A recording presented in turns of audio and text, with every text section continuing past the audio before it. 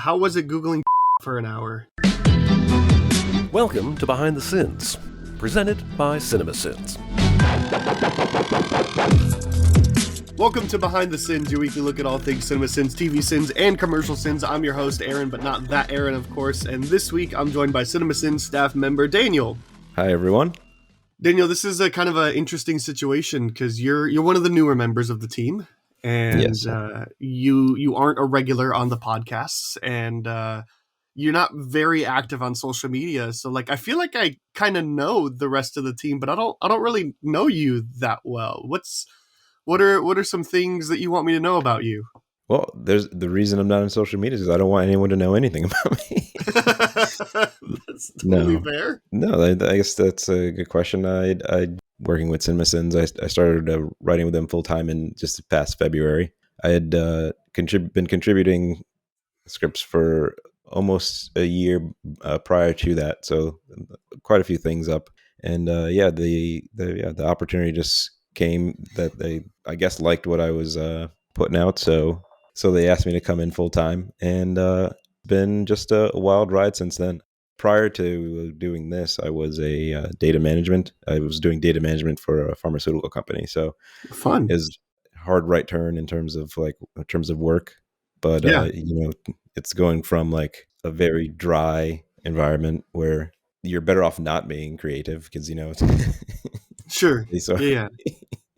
things need to be precise and objective, and to moving into this sort of like creative realm where like so much of it is subjective, like everything in the film and like TV, it's like an art form, so it's like you're critiquing it, but like even then, like there's so much room for so many varying opinions, and so like Right. that's a very, very different environment. And like you alluded to, like data management is kind of like you have this one task and it's the same process for the most part every time. It's Yes. importing data and exporting data and organizing data and stuff like that. Versus, I mean, comedy is essentially what you do now. And so comedy is a very like, there's no one way to do comedy. There's a million different ways to do comedy. And so, yeah, it really sounds like polar opposites and quite the whiplash. I've been telling people, like, as I've been transitioning like out of my last job, I was a campus minister for the last 5 years, and now I'm a bartender. And so that's like way different ends of the spectrum, but ultimately still a lot of the same jobs, relationship building and in general, bringing positive vibes and stuff like that. But that is true. You get like you learn the crossover, right? Like yeah. You learn how to make the job fit your comfort level and fit your skills and all that. And I'm sure that there are times that as a CinemaSins writer, that the data management like is like a really useful tool to the team, like because you can see certain things that nobody else can, or you're aware of programs or processes that are just like, well, this really doesn't make sense. I guess I'm just thinking like it would be really nice to have you on a movie like The Big Short or The Informant or something like that, right? Oh, I haven't seen The Informant, but I am aware of it. But the Big Short, like that would be, I watched that on my own, but I had to go back and like do some research to try and understand some things there.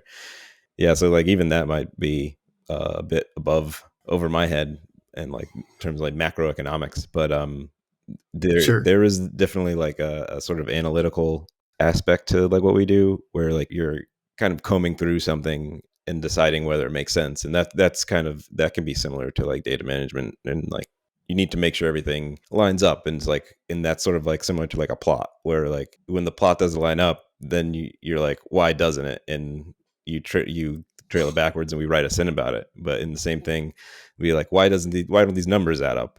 And then there's a bit of a story to that as well, which you sort of find out, and as you explore it deeper. So like that is interesting little connection that I've made. Yeah, or like even just being able, I always find it fascinating when I watch movies. I'm just the kind of person that I just want a movie to take me along the journey that it wants to take me on.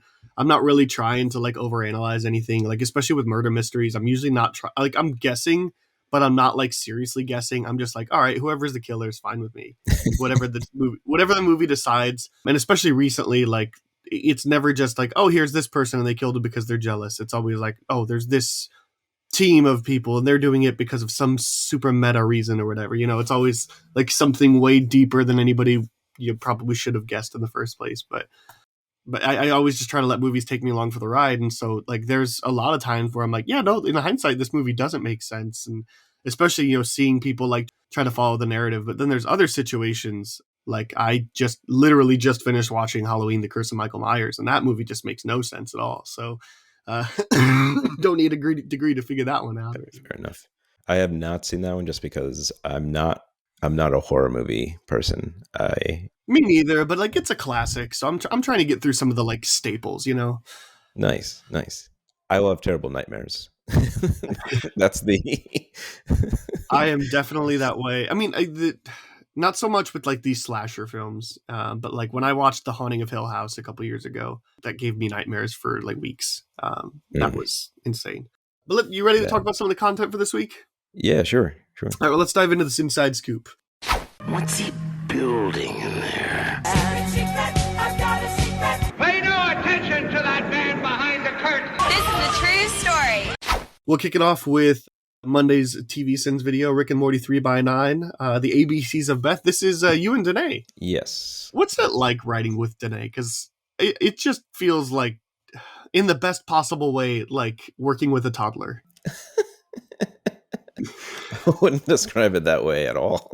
Like I'm just like sporadic and like passionate and like very very focused. Like that's what I mean. Like like Danae just kind of has that, like when she's on something, like she is on it, and when she she's very like single-mindedly focused, like laser beam focused, but also like sometimes irrationally angry about something that she's focused on. She's definitely very engaging, very passionate when she's like writing. I mean, just in general, but like with the writing, like she really digs into it, and I hope she's having fun. It seems like she's having a lot of fun with the writing, but it's also very, very emotive. Like sure, that makes sense. So none of the sins that are like dry, I would say she doesn't write like dry sins. They're very excited, very pointing, or very. There's like an energy to it. Yeah, like passionate and like energetic and yeah. It's fun to kind of see those, because you could just tell, like you can tell either it's Danae or it's somebody channeling Danae's energy for about 2 seconds or whatever. Okay, so what are some of the sins that you really liked from this video? There was a lot of them. It's kind of hard to choose. So this is the one that I wrote, that when I went back to it, like I still have questions about it, but the lead-in is she's got a hot bod like Chitara in Thundercats. And the sin is, if Thundercats exist in this cartoon universe, would they be considered cartoons, or by the standard of their reality, would they be considered live action? And if the cartoon universe has its own version of cartoons, wouldn't those cartoons have to be one-dimensional? And what would that even look like? These are the kind of answers I watch Rick and Morty for, and I'm not getting them. I enjoyed that one. Well, it's that weird, because it's almost kind of like Lightyear, right? Like, because Lightyear came out earlier this year, and there's the whole question of like, since this takes place as a movie in the Toy Story universe, would it be live action to them, or was this an animated film for Andy, who is like, it's the same concept, right? If Thundercats exist in this animated universe, does that make it live action to them, or does that mean it has to be like a lower scale, like a one dimension? And Rick and Morty should be the people to answer that question, right? That is true. Of all the, if there was any show out there that we would think would answer that question, it would be Rick and Morty. Yes. Well, and then it made me start thinking, like, they've done the interdimensional cable before, so what are all that? Is that live action? Is that animated? Is that it's kind of this whole, like, how has Rick and Morty never addressed this? You feel like they should have by now, and they haven't. So hopefully they're listening, and they're going to. And they want an answer, and it's going to be something wild and completely out of control. Right, it's going to be something so crazy that they're going to be like, let's see the Sins team try to take care of that. Yeah. Nice. I really liked the sin. The sin is the writers thinking that Jerry would think that he could get away with pretending to think that he could possibly have taught anyone anything, because this is that. So Jerry's a moron, right? Like Jerry's like one of the stupidest characters ever. Like, but he's intentionally written that way. He's supposed to be kind of you laugh at how stupid he is, or how ignorant or how oblivious he is. But like Jerry doesn't think himself as necessarily smart. I mean, sometimes he thinks himself as clever, but then that's immediately shot down. Jerry knows he's not teaching anybody anything, and the sin is that why would he ever believe that he could teach anybody anything? It's he kind of knows what he is, right? And we certainly know that he wouldn't be able to teach anybody anything. Because they definitely do give his character a lot of glimpses of like self-awareness. Like Yeah. he is dumb, but he knows he is. I feel like in some of the previous seasons they've kind of given him, like, his character that bit of arc where like his awareness of his failings becomes more readily apparent to himself. Like that's like sort of where they moved it. But like every now and then they'll just kind of just take him a step back. He says an old school Jerry thing, which is funny, but it also kind of seems a bit contradictory at times. That's where that sin kind of came from. So it's just interesting to point some of those things out. Also interesting to point out, moments after Tommy has applied his seed, this animal births a new Froopy character, and unfortunately the rules of this episode place this sin in the category of meals being prepared too quickly to have been made in accordance with proper food safety measures. And that's just one of those sins that starts off great and then just gets better. Like when I'm glad that you think that's what happened. Okay. I was worried there for a second where he was going to say it starts off great and then it's just like, an easy sin is like, this is disgusting or something like that. But the way that this sin kind of evolves and talks, references the sin manual, the rules of this episode, or place this sin in the category. And then of course, just essentially saying that this violates FDA guidelines. And it's one of those like so gross that you kind of love it, right? Yeah, no, you hit the nail on the head when you said that like the easy place to go is that it's gross. So like when you see that come up in something like that come up in, especially in this show, that is sinful. Like just watching that scene, right? But like the viewer already knows that. So like what can we bring to that to sin that? The acknowledgement is at the end, that's like everyone just knows this is just gross. So then just like look at like, well, he's then going to eat this thing, and then like, well, that happened really fast. So it's like, oh, okay, well then it's like maybe it's just not properly cooked. And like that's an absurd thing, but it's like I think behind it everyone knows that the reason that we have chosen this in that is just how disgusting it is. Yeah. And then I just really liked the whole at the end where Beth is going off on Rick about how like she's like, well, maybe I asked you to make these things because I wanted to spend time with you, and then the narrator just pointing out that has it occurred to you that your request for these items resulted in a father that actually made them, thereby encouraging your behavior? Maybe take that to your next therapy session, because it's one of those moments where you're like, you feel bad for Beth in the moment because you're like, she just wants to spend time with Rick, which honestly probably would have made her a worse person. But there's also that like Rick is trying to be a father in his own way, and he's still doing the things. Like Rick's a bad father for a lot of reasons, but he's not a bad father because he's absent or because he wasn't there for his daughter. Like this is clearly like evidence of, well, he did the things for her. He was there for her when she needed. And again, perfectly tagging it off with take that to your next therapy session is just. That was a Danae sin, like, and that was specifically one I wanted to bring up because I just hadn't put all that together. The way that she pulled that out and then like it ends is like take that to next to your therapy session. It's like, yeah, that's a thinker. Like I need to think about that one. I only have one more from this video, and it's just a bunch. At most, this is a clouder, and you know it.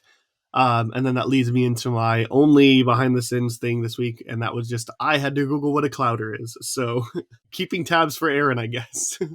A bundle of kittens for somebody that is not had to Google it themselves. Yeah, I didn't know what that was either. That's actually a pretty good little behind the scenes thing. Is that I guess I'd wrote like the base of that sin where I think all I said was a bunch at most. This is a small group, which it was not. It wasn't a very good sin. Let's just put it that way. It was kind of flat. And then Danae was like, "How about we change that to clouder?" And I was like, "No idea what that is."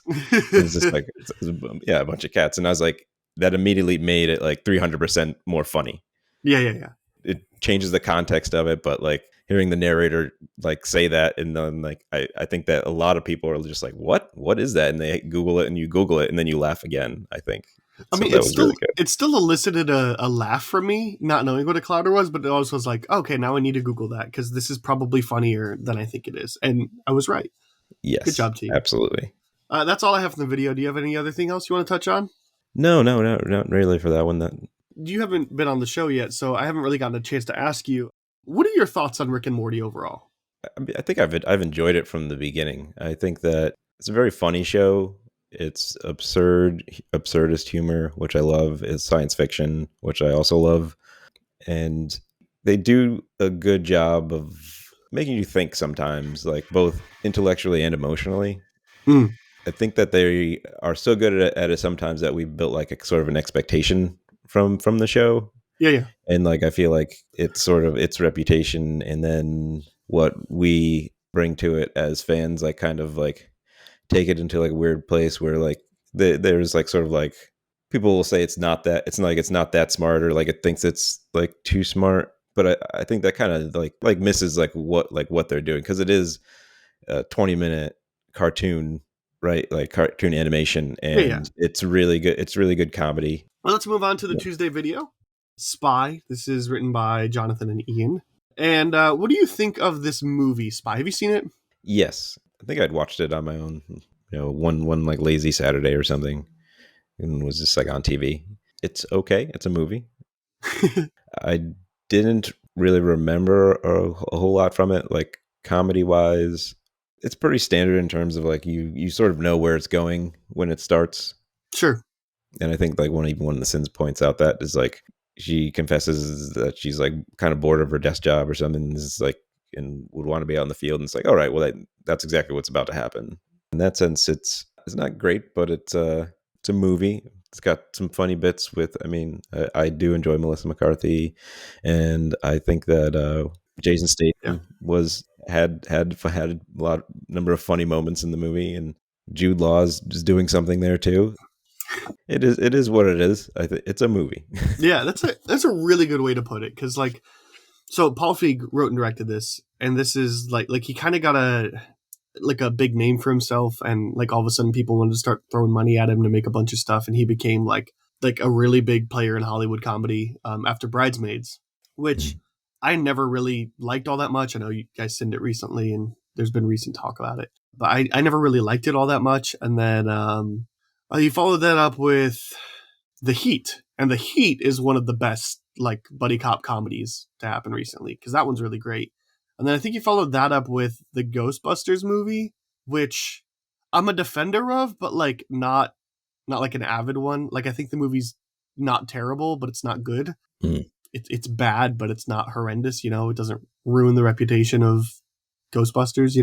I haven't seen The Heat or the Ghostbusters one, so I can't really speak to that. But I have heard. I mean, obviously, I've heard a lot of opinions surrounding Ghostbusters. Right. Well, and so I was actually like really excited for this one to come out, because it had really good Rotten Tomato scores, and it had like really high scores all around the board. And I'm a big Statham fan. I mean, he's kind of a big dumb handsome British guy, but like I grew up on the Transporter movies, and the Expendables came out when I was in high school, so it's like perfect age for me. So like Statham is kind of right in my wheelhouse, and I really hated this movie when I saw it, just because it was so unfunny and so unoriginal, and so all the jokes that the Sins video sins for this movie, I was cringing at back in 2017. I think this came out. I was in college at that point. Like, this should be a perfect college kids movie, and it just wasn't. So I remember really not liking this movie. Never understood the hype for it. It was just interesting to see this pop up in the feed. Yeah, there wasn't any particular reason for this movie. Now, it was just it was a movie that was like kind of out there, and in our sites that I presume that we have a lot of internal conversation just about films all the time.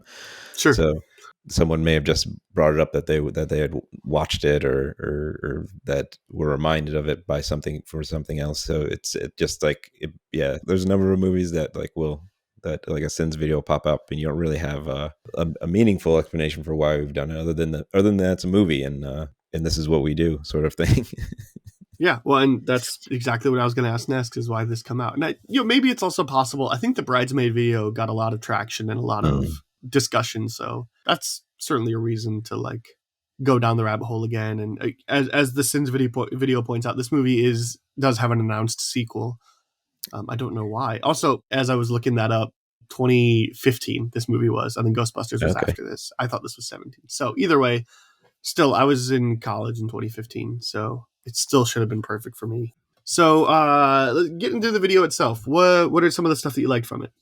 That whole sin, which was written by Ian, where it says, when I see this many people missing a single target and running in a straight line, my brain just completely checks out of the movie and starts wondering about random shit. Like, if I bought a 3D printer, could I 3D print the parts to make another 3D printer? It just keeps going on like that. Well, the sin goes on for like the length of the scene, which is so long, of Jude Law running in a straight line and like running to the boat. There's nowhere else he could have run to, and they can't figure out who's running to the boat. Like, it's so dumb.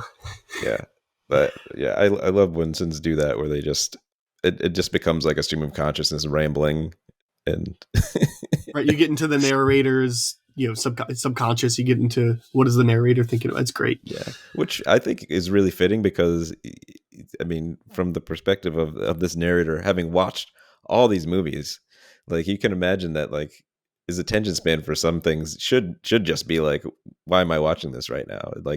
Sure. That fits the character, I think, really well. Well, and then it's like it could have just stopped at if kind of make a 3D printer and then make a 3D printer from the 3D printer, and then but then it keeps on going and it develops and becomes this really complex idea that it just gets funnier the more the deeper it goes.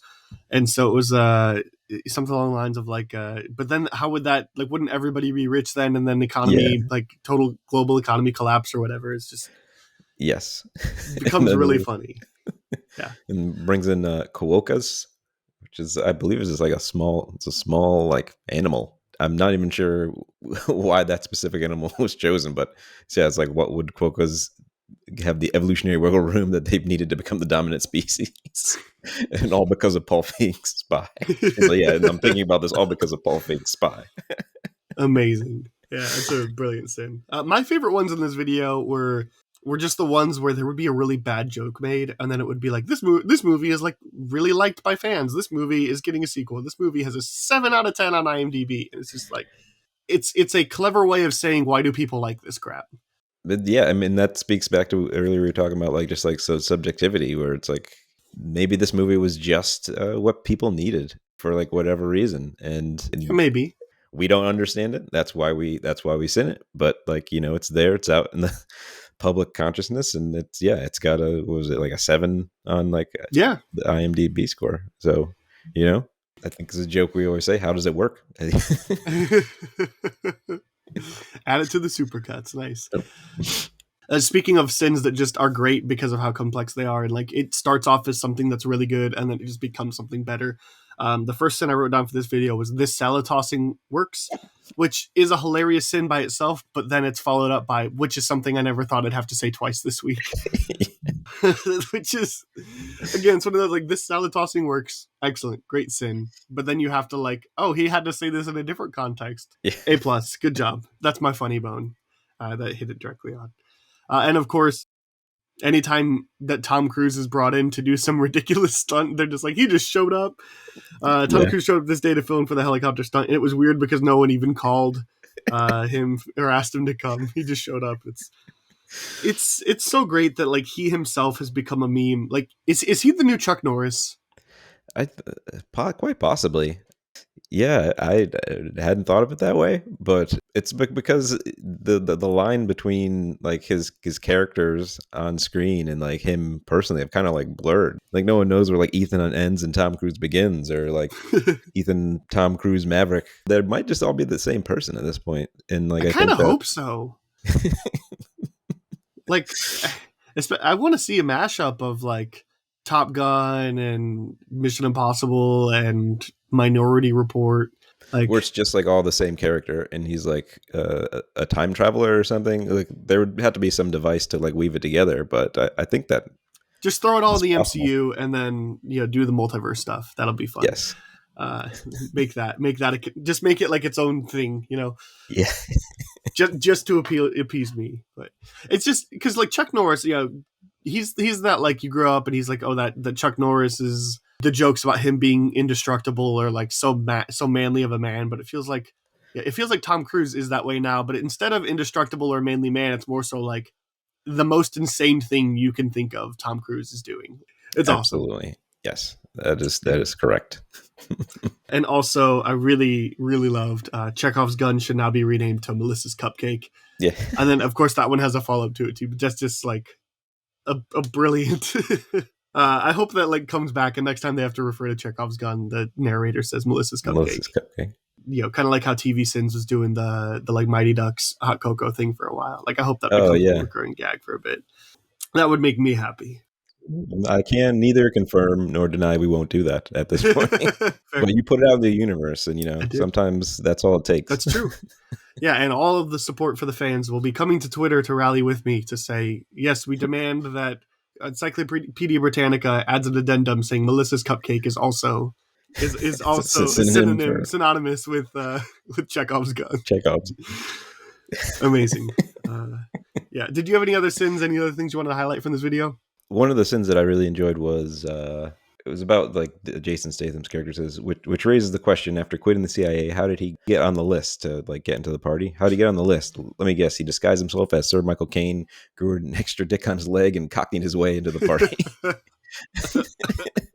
That's just one of those that where like reading it is funny, and then like when you get the delivery of when you hear it out loud, it's just even funnier. So I enjoyed that one. I didn't write these down because it's kind of how I feel about the movie overall, but it's like the constant sins of just pointing out that Melissa McCarthy's like best detective skill is just luck. Like she kind of just happens into seeing things, like because there's like the whole where she's at the coffee shop and then the bad guy just walks in, so she doesn't actually have to research to find him, and then there's the one person that slips something into Rose Byrne's drink. And then they're like, 6 people here and nobody was watching the drink. And then later they find out that somebody was supposed to be watching the drinks. And it's like, this movie is so dumb in its action or in its spy thing that it's so distracting. It's so bad. It's not clever. It's not funny. So I don't really know what there is to like about this movie. And so it just kind of brought that back to me, my feelings about the movie. And it was also one of those things as noticing that this Sins video was one of the like siniest there's been in a while. Like it's one of those where like the sins are actually like problems with the movie. There's a wide variety of sins videos that can come out, and some of them are just like, whatever, we're just gonna have fun with this thing. And here's this random thing in the background that's stupid. And let's send the sock on the floor in the garage of Rick and Morty and the bowl of fruit every chance we can or whatever. Yeah, like absolutely. Like there's some that are those, and then there's Spy where it's just like this is like a very like actually sinful movie. Like it's just an interesting like thing I noted about the video. Yeah, which I imagine that probably factored into the reason to do it too. Is all the actual mechanical things that don't add up or don't make sense or sure, just completely absurd. Yeah. So my question for the writers this week is, how was it Googling for an hour? That is a funny question to then bring back to the writers. Like, we're wondering about this. That was Ian had wrote that, and it was more interesting than I thought, and it has way more to do with the pronunciation of the word. It might be even difficult for me to explain this, but I guess Jason Statham pronounces it TWOT, which was confusing for Ian because his vernacular, I guess. Yeah, he said, I've never heard anyone pronounce it this way in England, so it really annoyed me to hear Statham say it that way. So he Googled like TWOT and what came up was a total waste of time. And he says, but when Statham says it, he means the genitalia, so he should have said it the correct way. And then he said, either way, the whole process was a total waste of time. So, well, it's funny too, because that's one of the like, I would have expected Ian to not have to research that. I mean, I guess I'm just have stereotypical views of Englishmen, but like I know that's one of those words that is, I hope I'm not speaking out of my ass, but I think that's one of those words that is less offensive in the UK than it is in the US. So like, but as I was talking with Ian 2 weeks ago, you know, and he, like different dialects and different like phraseology that Englishmen have, and because we were talking about the old Bill from the Boys Sins video, and it's just an interesting observation and fun to know that all of Ian's research led to nothing. Yes. Nice. Well, let's get back into Rick and Morty then. Sure. Rick and Morty sure. 3x10. This is season 3 finale. The Rickchurian Mortydate. You and Ian on this one. Speaking of Ian. Yes. Back on the script here. By the way, congratulations. This is my favorite Sins video of the week. So you top prize to you both. Wow. Okay. Thank you. As you can see, I wrote Glad to down hear it. a lot of Sins because they were just... Yes. This one just hit me right in the sweet spot. Nice. Do you want to share yours first? Yeah. I I'll feel like your perspective on this might be more entertaining. I'll just rattle off them because I have quite a few of them, and then I have a couple of keeping tabs things. This show does such a good job at sitting itself that I have to do the stupid things like sin that mail slot that wasn't in the establishing shot, and nobody likes when I do that. I'm paraphrasing. I know that wasn't quite the exact wording, but like, what a fun, like, I think that was the first sin of the video, or maybe it was the second, but yeah, it was early on. But it's one of those where it's just like, these videos are funner when you get to sin things that aren't just, this wasn't there in the establishing shot. And so it's just fun to point to be like, these guys are so good at their job, they're forcing me to do this stuff. Like, that's a really clever sin. That was a great way to deliver that. Yeah, it's a compliment to the makers. Like, that's awesome. I mean, what doesn't look bad through an illegal spy satellite? Tits and ice cream, of course. It's amazing. All laws, you're telling them they could go to Arizona, purchase a donkey, let it sleep in a bathtub with no consequences. Just slayed me. Really incredible. I don't doubt a bar like this exists somewhere in the multiverse, but wouldn't it make more sense for the footwear on the Twerkosaurus sex? Great naming, by the way. To go all the way up to the heel? Yeah. He says because it's like part of the leg, and right. He's just like, is that the heel? And then there's like secondary knee joint or something. Right. It's like, what part of the animal is this? Well, it's just like, sure, the shoe wear should go to where the shoe wear should stop, like not just regular stilettos, you know? Yeah. And then I love how like there's been a pattern with TV sins where like where you constantly are just saying Rick does X cliche, but it's the most like complex, intricate things because it's not just Rick does something smart cliche or whatever, but it's like, and the one example I wrote down specifically was Rick proves he could do more to help mankind in an afternoon than anyone else could do in 10 lifetimes, but he'd rather dick around in his garage cliche. Because that's when Rick comes up with the like peace in Jerusalem or Israel. It's like the Middle East peace accord. Yeah. Right. It's just to get like the show does this so much that it is a cliche that Rick could solve peace in the Middle East very quickly, and then he does it in an afternoon in the show. Like right. It's just so fast. And then like the very next sin is I see no laser, I demand a laser hookah. Oh, and peace in the Middle East. Just both excellent, just great sin and then add on. And the last one I have written down is it is literally impossible for a president to get 100% approval rating. Everyone could be rich, healthy, and never exposed to war, and some asshole would still say they have the right to be homeless, unhealthy, and at high risk of velocity lead poisoning, or at risk of high velocity lead poisoning. Oh, true. That's all good ones. This video just hit me right in the sweet spot. I was just one of those I was giggling throughout, and I didn't want to write down 10 sins, but I just had to because they were all just perfect. Just really fun, creative, entertaining, good stuff all around. What did I miss? What are some of the stuff you wanted to highlight? Those were all really good. Let's see. I wrote this the sin removal where the narrator laughs and just says, "We even with all the sci-fi hijinks in the episode, somehow the show finds a way to make one of the funniest moments out of a simple frustration caused by miscommunication." And so thank you to everyone involved, and especially Keith David for bringing this hilarious character to life. Because I laughed so hard at that moment where he's trying to park the spaceship and he does like things with his arms. He's like, what does this mean? This means nothing. And then the guy's like, pull forward and park. And it's just like everything crazy going on in the show. And then like they found like a way to insert this every man's frustration joke just in the midst of all the nonsense. And so I just like this deserves a sin off. Yeah. And I think Keith David does a hilarious job as the president in this show. So I needed to give him some props. He's like sneakily one of the best casting in this show. I mean, everybody's like really good casting in the show, but he's the one that like, I was glad to see that sin off because it's like he's just so good because he's not doing a special voice. He's doing Keith David, but Mhm. The president is written in such a way that it just like demands, this militaristic style, Keith David, kind of no nonsense, no BS, macho, silly, arrogant president. Like, great. Yeah, and he's so dry. Like he doesn't even get that he's the joke. Like the character doesn't get that Right. that Rick is just making a joke of him all the time. Right. Yeah. Okay, so I have a couple questions about some of the stuff in the video. So the whole sin about going to Arizona, purchasing a donkey, and letting it sleep in a bathtub with no consequences, which is my favorite sin from the video. I got to know if there were any alts, any alternate like random dumb crimes that the writer had lined up, and then why go with that example specifically? This may or may not surprise you, but there was no other sin for that. Like that was the first and only one that we had for that moment.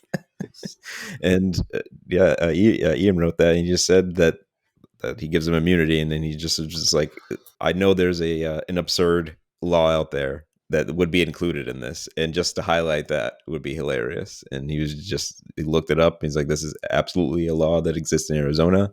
And yeah, that was pretty much it. He just had to search out something ridiculous that has been written into the law books. Nice. And that's where it comes out. Like, I remember like trying to write something there, but like nothing really that funny or entertaining like was coming to mind. So when I was like reading what he had written, I was like, perfect. Yeah. And it's like sometimes that happens, like you're just like not frustrated, but like you're like, there's something I could have done here, and I drop the ball, and then like your writing partner just nails it, and you're just like, all right, that's why we do it the way we do. Yeah. For sure. I just love to ask if there's any alts, because like if I were writing the video, I wouldn't just put one. I'd be like, look, here's the one that I would go with, but also here's 2 or 3 other dumb laws that would work in there. So I think alts are a really fun like question to ask. Who did Minecraft hurt? Who?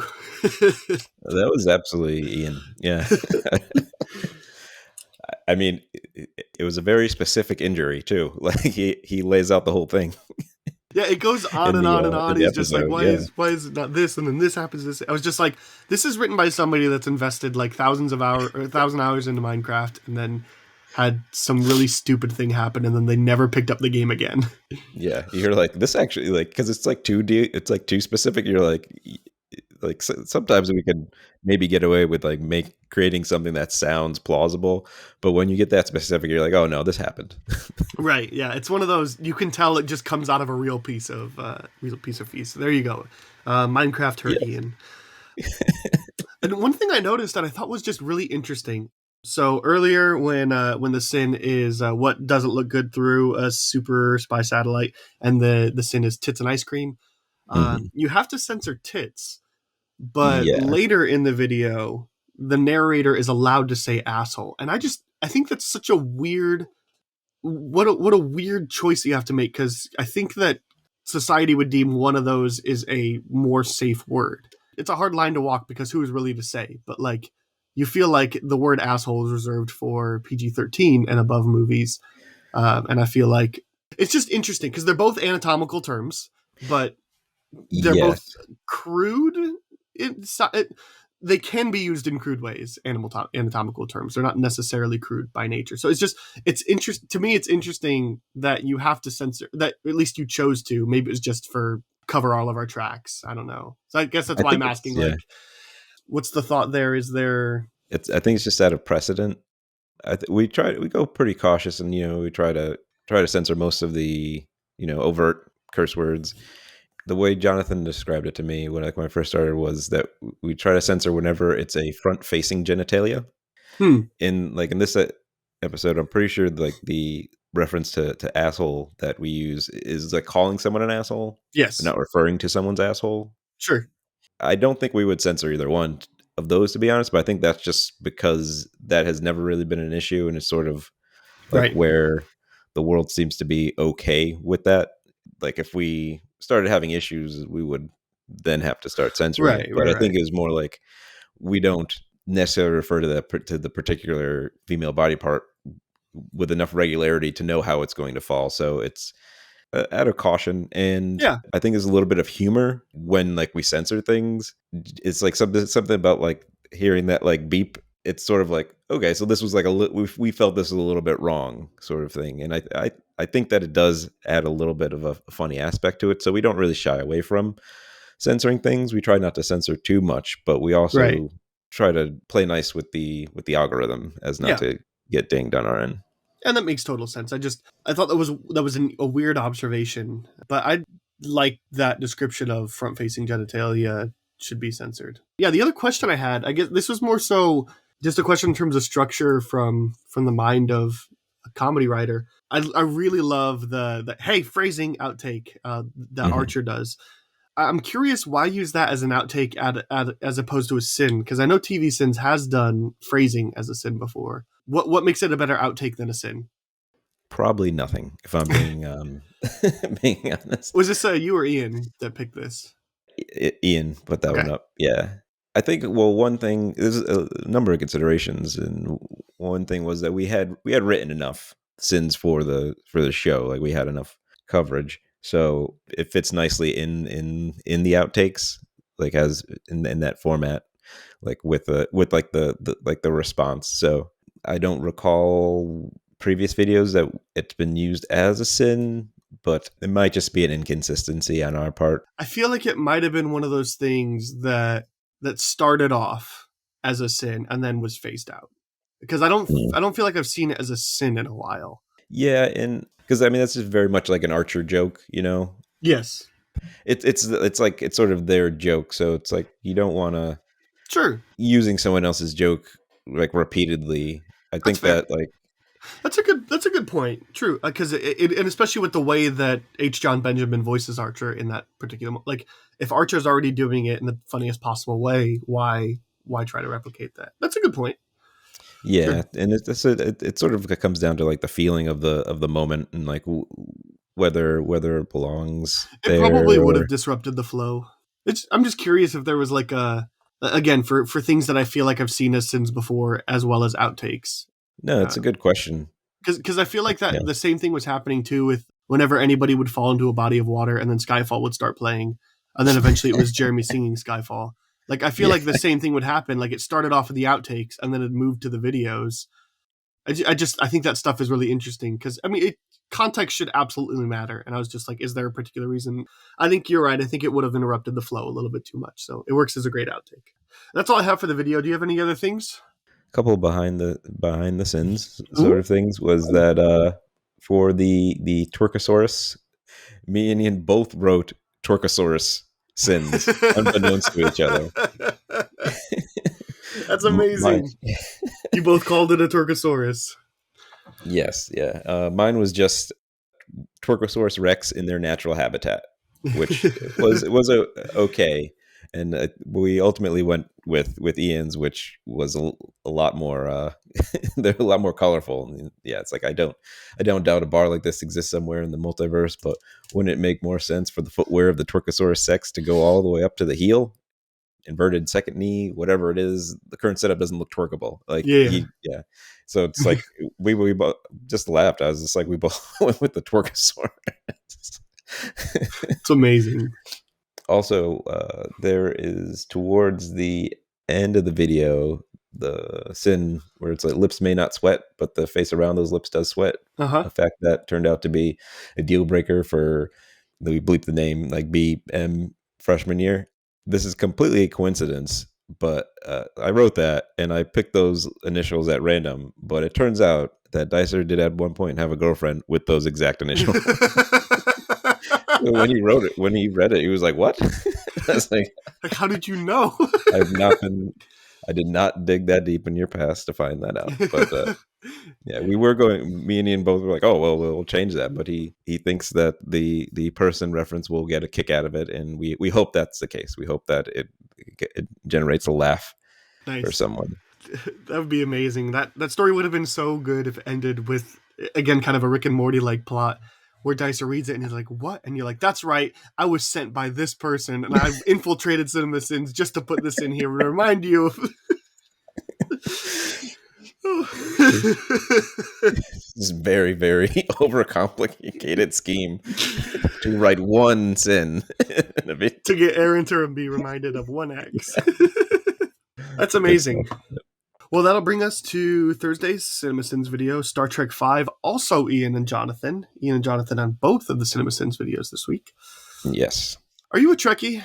I am a longtime fan. I don't know if I have Trekkie status. I think that people might not be that impressed with my background knowledge of Star Trek, but I will say that I've seen most of the films. I have not seen Star Trek V, actually, but I've seen all of TNG, all of Deep Space Nine, all of Voyager, all of Enterprise, and I'm working my way through some of the newer content. So I've absorbed a lot of Star Trek, but like compared to like Ian and Jonathan, my like background knowledge of the franchise is not up to their level. I have seen exclusively the J.J. Abrams trilogy, which I realize he didn't do the third one, but the Kelvin timeline, as it's referred to, as in terms of movies. And I've seen the first season of Lower Decks, and that's been it. Okay. It's just like the original series only has like 60 some episodes, but like TNG is like 200 episodes. And I feel like those are the two that get the most attention. But if you really want to get into it, then you also go Deep Space Nine, Voyager, Enterprise. It's such a back catalog that same with Doctor Who. I will never watch Doctor Who because it's so much to get around to, so much extensive knowledge to get to, and especially with like all the different timelines, and it's just way too confusing for me to go down that rabbit hole. Way too much of a commitment for me. So, but I really like the Kelvin timeline, and I'm really excited for Star Trek 4. It happens, I feel like it keeps going back and forth on us. That's true. I'll watch whatever new movies come out, especially as long as there's no like required history. You know, I know it's not going to happen, but I would have loved that Tarantino Star Trek. Yeah, that would have been something. So I have no history with any of the original Star Trek films, especially The Final Frontier, and I am so uninterested in watching any of them at this point because I know Wrath of Khan is a classic, and I at one point wanted to watch it, but I wouldn't live up to the hype if I did decide to watch it one day. But this movie looks terrible. Because they're writing sins about like, this is literally just 9 minutes of them singing "Row, row, row your boat." Like, yeah. There was some wild stuff in that. I guess to that point, I can say that Ian gave me a little quote. Obviously, he's a very big Star Trek fan, and he said that he has waited his entire life to sin Star Trek V. It is one part of Star Trek canon I just can't stand. So, yeah, I trust his opinion on this. Yeah, Ian would be my go-to Star Trek aficionado. That's awesome. Some of the sins you liked from the video? I love when you send like that weird game of pool on Nimbus 3 says, and it's like it's all like done through character, which I need to like look up what like the notes were for like how they developed that the character that the narrator's doing there. He's like, "Hey Harv, we need a game for the aliens to play on Nimbus 3. Okay, Bill, what about a literal pool table, but the balls have to roll through it looks like watered down semen. Harv, you're a genius." It's gross. It was just like an odd choice where it's like why would any game evolve to have this like pool of water? Well, surely that's no fun to play because you're going to be splashing the water everywhere, and like the balls aren't going to have as much momentum. Like, what an awful way to play pool. Yeah. It's completely impractical. Even for an alien race. Anyway, another one is, and once again, the Excelsior is in fucking space dock. I'm beginning to think the ship was commissioned specifically to hide the Enterprise for these dramatic reveals. There's just one of those like references to like the Excelsior is this ship that's just like been around, and like it keeps popping up, and it seems to always be in space dock. So I thought that was like a funny one. I think that other Trekkies will enjoy. Another one was the lead-in is I think they're like by the campfire, and he goes, Spock says it does have a flavoring I'm not familiar with, and Bones is like, that's the secret ingredient, and the sin is secret ingredients. Tell me what I'm putting in my mouth, damn it. I wrote down that too because it's such a like nobody wants to know what the mystery is in the mystery meat. Like, yeah. And it's one thing if you're talking about like what makes grandma's apple cider so great or grandma's cookies so great or whatever.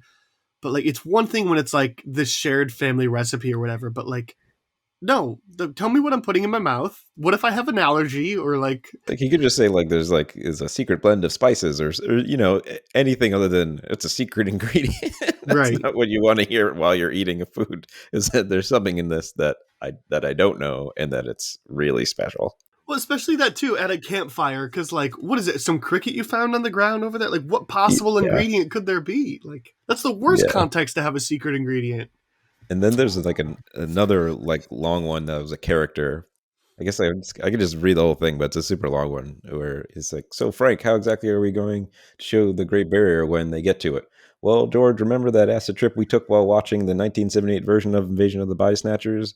And while watching the opening credits, we thought we were pollinating our own minds with the spores and the 7 babies would just pop out of our heads.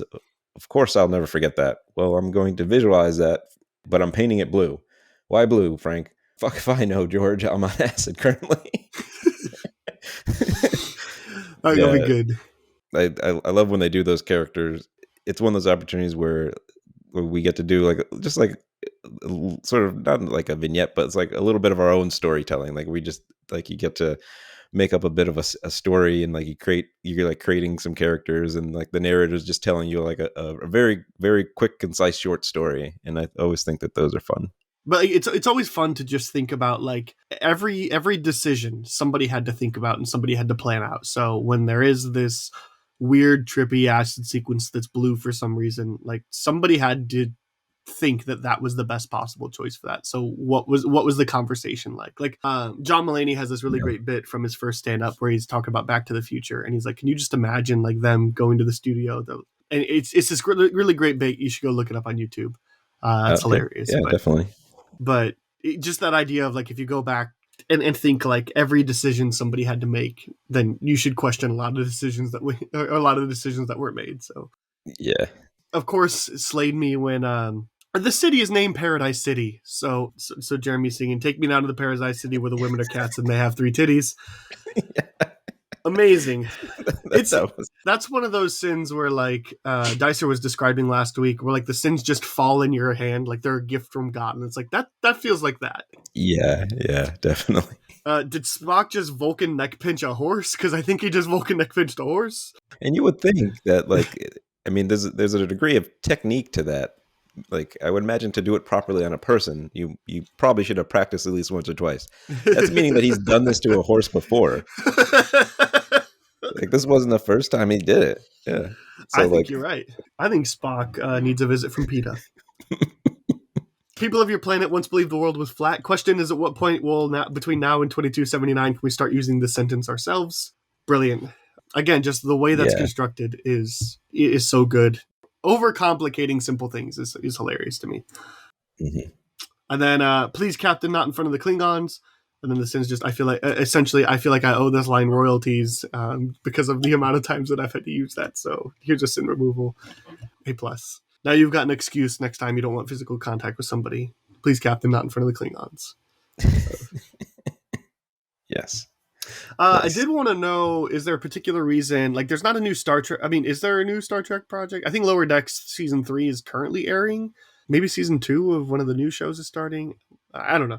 Is there a reason this video came out? I don't believe it's connected to anything that's being released soon. There seem to be constantly releasing like new TV shows and whatnot, but I don't think there's no new cinema or new film content coming out. I think we've been slowly getting through the back catalog of Star Trek, and I think like we have a number of Star Trek fans, so they're in the queue and like they just make their way into the schedule as it's fitting wherever we can. It's just one of those that we just want to do it. Yeah, so there's no like real specific reason. And it gives a chance to promote Captain's Pod too, so that's also nice. Nice tag at the front of the beginning there. I like that. Oh yeah, absolutely. And then, all right, so I didn't know how to phrase this, so here's what I wrote down. The sin says don't ask, but it's kind of my job to. Searching for Outcast lyrics that lead to 23 minutes of Cobra Starship, and then bring it Snakes on a Plane. Not sure what the question is, but you know. I had to do some digging to get an answer from that. And Well, what happened was that the search for the Outcast song really happened, and then I think that the algorithm started recommending Cobra Starship to Jonathan for reasons and that are unclear to us, except for maybe his search history. That might be the don't ask part, but there was just like a real scenario sort of happened. Like it kind of it started off just trying to figure something out, and then it kind of snowballed into that. Man, those YouTube rabbit holes will get you. Nice. Yes. Anytime a sin says don't ask, I'm going to ask. Be forewarned. Anything else, or are you ready to move on to commercial sins? Oh, well, I mean, just a fun fact is that they had over 200 sins for this movie. It started out. Amazing. Other than that, I guess another interesting fact was that the thumbnail on it, it's on Shatner's T-shirt. Oh, go climb a rock.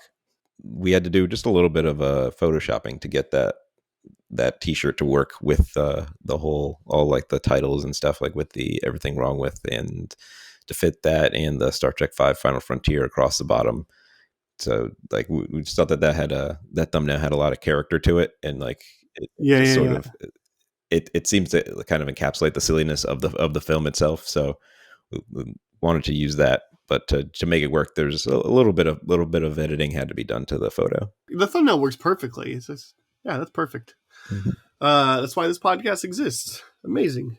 The commercial sins is Velveeta, La Dolce Velveeta. Mm-hmm. Jeremy wrote on this one. Look, I really loved this video. I think my third sin the third thing I wrote was, honestly, this video is incredible because this whole ad is maybe like 15 seconds, and Jeremy makes like a 2-minute. It's just so good. Yes. Because like he keeps on going back to like the fact that they put water in this pool for them to not sit in water, and how the chair should be rusty and missing a leg and all that. Like and using an umbrella, using a cocktail umbrella, like to be the vehicle to eat the macaroni and cheese, and to use it in the flamingo cup that floats in the pool that isn't filled with water.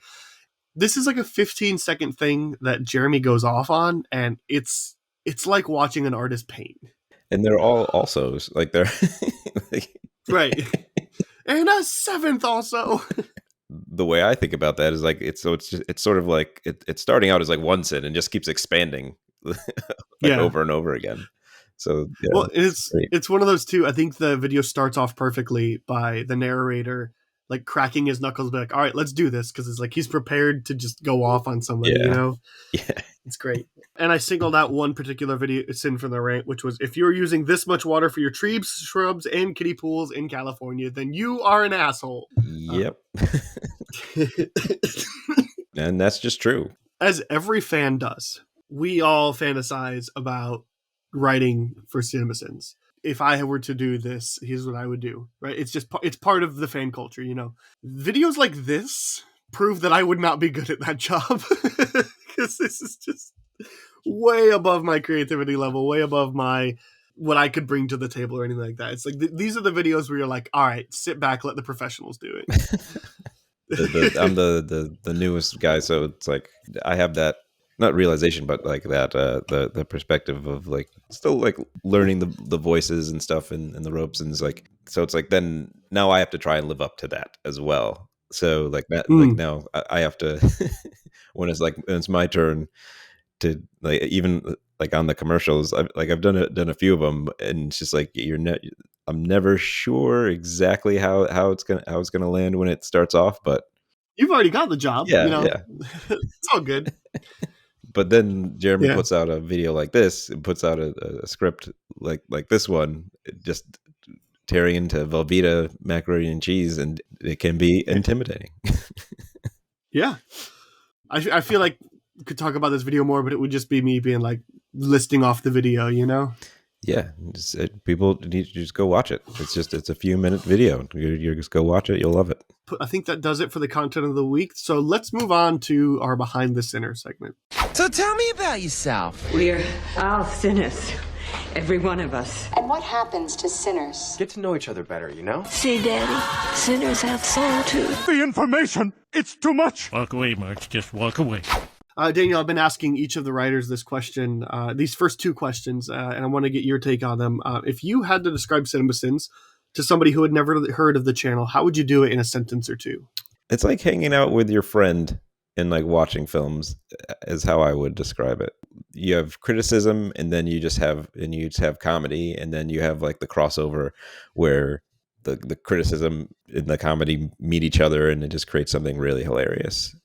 I don't know if I can say anything that like to describe it in a way that it hasn't been described before, but I think you did, and I think it's a good perspective because you mentioned that it's like watching a video with your friend. Yeah, like the narrator is supposed to be an asshole, but he's like still supposed to feel kind of buddy to you. Like the joke is that you are also on the inside jokes. Like yes, that's a really fresh, interesting perspective to bring to it too. Yeah, because this isn't supposed to be the asshole in the theater 3 rows in front of you that you're constantly just yelling to shut up. Yeah, you would hate that. Right, it's the friends that you bring over to drink and watch The Room. Like, yeah, exactly. I really like that. That's great. Do you have a couple of favorite either like specific running gags, or like if you had a couple of favorite sins, ones that you wrote or not, just the ones that just stuck with you and you never forget them? I mean, running gags. I mean, I think I might enjoy the cliche and like ex machina ones a bit too much.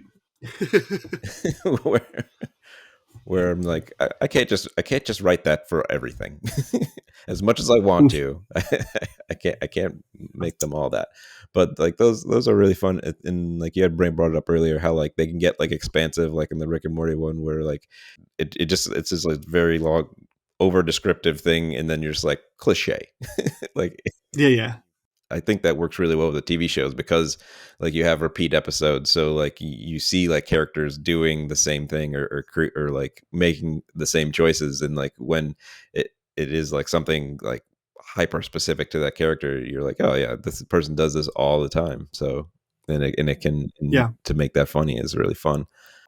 I would have to say, I think my favorite of all time for myself, it might be the best one that I think I can write. Like I feel like I'm always trying to find the inspiration to write this one again. And it was about a 3-point landing in Tom and Jerry the movie. Basically, the narrator kind of goes sort of into his own world about this 3-point landing that he is slightly offended they have included into this movie, and it becomes like a sort of like writing like an old timey note or like letter of like poetry to like a loved one who will like receive this letter in like 3 months after it's traveled on horseback and by carriage to like meet them. And he has to tell them about this 3-point landing that he witnessed in this movie. And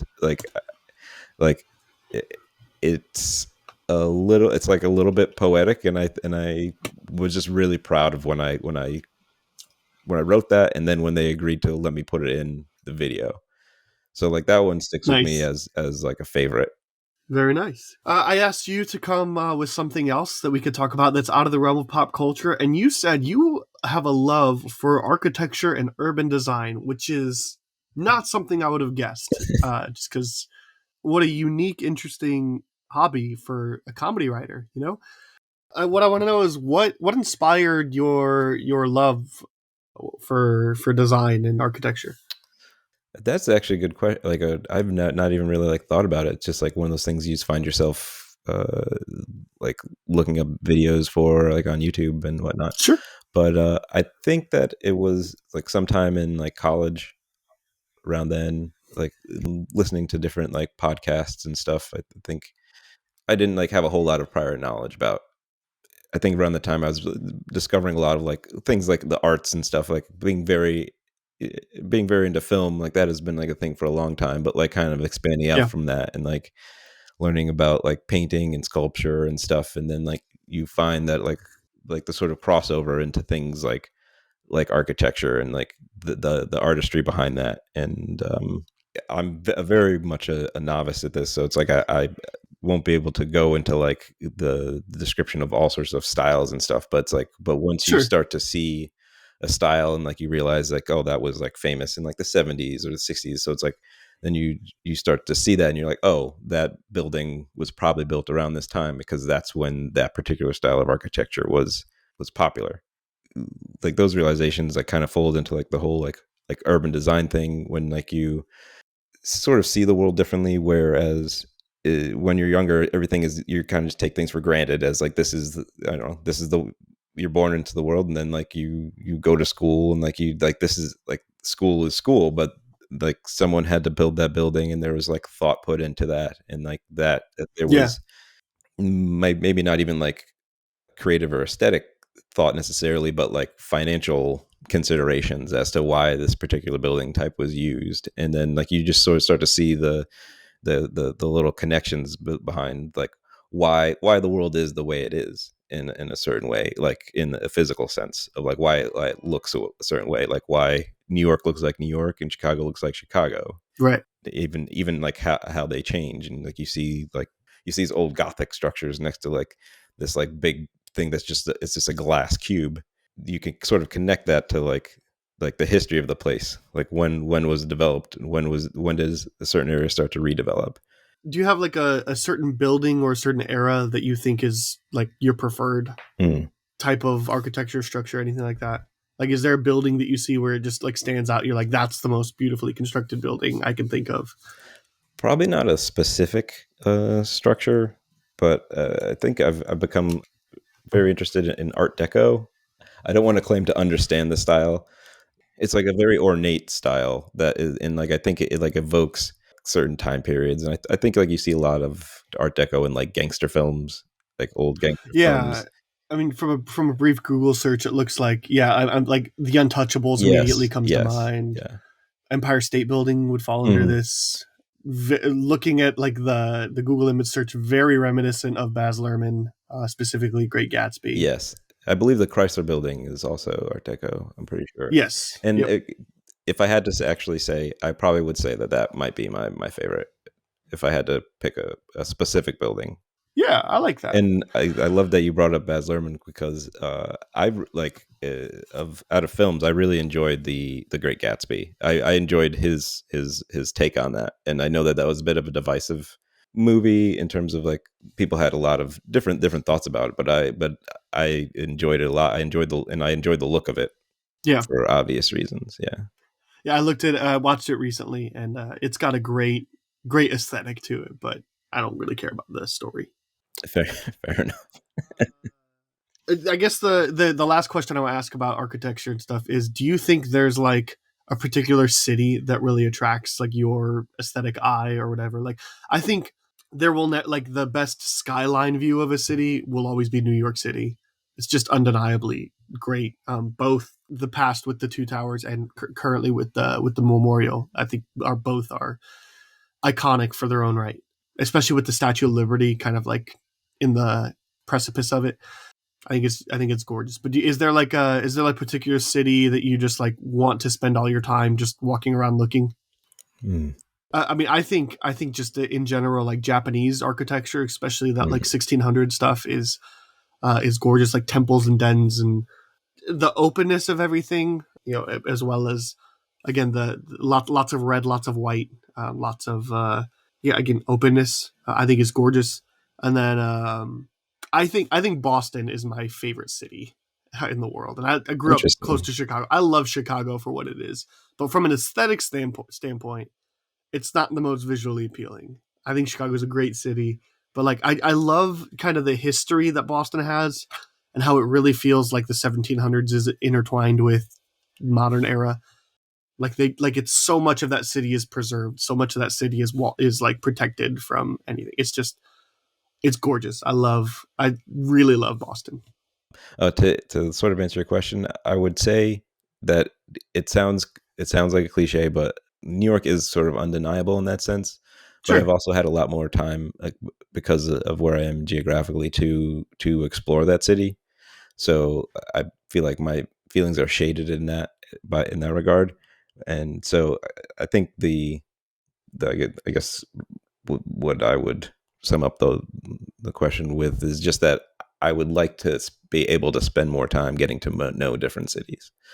I think that I enjoyed Philadelphia a lot when I was there, but I would only visit the city for a weekend. But there was something about the layout and just like my experience walking around there I saw a lot of interesting architecture that I really enjoyed, and then I thought that was one of my top experiences. But it all depends upon like your experience when it comes to going any place. And I think that is kind of the aspect of urban design specifically that is kind of interesting to me, is that it's experiential. You're interacting with the place. It's like much like a walk in the woods. It's like it's an environment that you're sort of interacting with, and like it was designed by people. It wasn't just like nature didn't just grow these buildings, right? Right. Well, I think that'll take us to Beyond the Sins then. To infinity and beyond. Somewhere beyond my wild history. To boldly go where no man has gone before. But what is the one thing in any area of pop culture that you want to quickly recommend, warn, or reca-warn? Kind of want to go with something along the lines of architecture, because we were talking about it. Is architecture pop culture? I don't know. But there is a channel I actually enjoy on YouTube quite a bit. It's Stuart Hicks, and he does a lot of explainer videos about about architecture styles and a lot of different aspects. And like he did one on the genius of 2x4 framing, and it's about just like the wood beams that most of our houses are built out of. And it was just like sort of a dive into something that I'd never really put that much thought into, and I found it like immensely interesting, because as you like learn the history of it. So I would definitely encourage people to check that out. I think that I think it's interesting anyway. Yeah.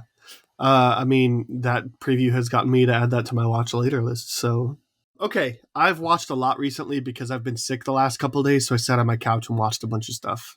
Would you like me to talk about a sappy movie, a Criterion film, a video game, a kids baseball movie that I think is bad, a kids baseball movie that I think is good, or give you a rundown of watching Halloween 2 through 6? Interesting. Lots of options, but we'll stick to just one. Since I enjoy baseball movies, let's go with a kids baseball movie that you think is good. Okay. I had to watch 2 kids baseball movies for my podcast, my other podcast this week. And so we watched Rookie of the Year. Okay. Which is not the movie that I'm picking. Oh, okay. Because the other movie that we watched is Little Big League, and I think that is a far superior film. 1994. 11-year-old becomes the owner of the Minnesota Twins and then becomes the manager. It's a delightful film that is funny. It is aged very well in terms of like its humor and its style. It is this aesthetically, like these 2 movies came out a year apart and they're aesthetically 10 years apart. It's ridiculous. It hits the sweet spot of baseball for me. Ivan Rodriguez is in it. Randy Johnson makes an appearance. Ken Griffey Jr. makes an appearance. Like actually these players, that's right in my sweet spot of baseball. So it's a good film. If you have young ones, it is a good film to watch with them. If you are just a baseball fan and for some reason never got around to this, I promise it's worth your time. So that would be my recommend, is Little Big League. Cool. All right. Well, that will do it for this week. Thanks again to Daniel for hanging out. Really appreciated talking with you, getting to know you a little bit. Yeah. Thanks for having me. Thanks for having me. Of course. Yeah. And then did you want to promote any places for people to connect with you? I know you said you specifically like don't do a lot of that, so it's fine if you don't. You can always reach out to me through BTS. Can send any questions, and Aaron will send them along. There you go. So if you have stuff for Daniel, send it along to us to bts@cinemasins.com, and we'll make sure he gets that. You can follow me on Twitter or Letterboxd at Schweitcastle, and I'd love to hear your feedback on how you think the show is going so far. Some things that you'd like to see from this season of BTS. You can send that all to bts@cinemasins.com, or you can DM the BTS Twitter at CinemaSinsBTS. You could also send there if you're watching the CinemaSins videos and you're like, there's a story here that I gotta know. I want Aaron to ask about it. DM it, and I will make sure I ask the guest. Speaking of guests, I think I'm trying to get Chris next week. So if that falls through, I will edit this out. But if it's still in here, that means I've got Chris coming on next week. It should be a lot of fun. And then lastly, don't forget to like and subscribe wherever you're listening from, and come on back next Thursday for more Behind the Sins content. Thanks for listening. Send any feedback to bts@cinemasins.com, and be sure to subscribe, rate, and comment. Find more ways to connect by visiting cinemasins.com/BTS. It was at that precise moment I felt that the three-point landing had surpassed cliché. It was somehow forging new ground in the depths of my soul. Rage? No, this was not rage. Amidst the turbidity and awful calculus that allowed transcendence into banal platitude from which there was no escape. The joy I had once felt in witness of its execution had now withered and was crumbling before me like a stale chocolate chip cookie from my youth. What is left, you say? A faint memory of sweetness, and a sin which cannot be forgiven. I mean, ultimately, I'm just like trying to have a good time, you know? Absolutely. And not die. That would also be great. That's one of those words that is less offensive in the UK than it is in the US. So, like, I certainly hope it is, because I just said it on the podcast. And now a special treat from Nick, who organized a supercut of all the How Do They Works from seasons 1 and 2. How do they work? Commercials, how do they work? How do they work? Nature, how does it work? Tatooine, man. That's the planet. How does it work? Goats, how do they work? Banners, how do they work? Calendars, how do they work? Delaware, how does it work? Emails, how do they work? Magnets, how do they work? Nicknames, how do they work? Nicknames, how do they work? Magnets, how do they work? That is how dogs work. That's how it works.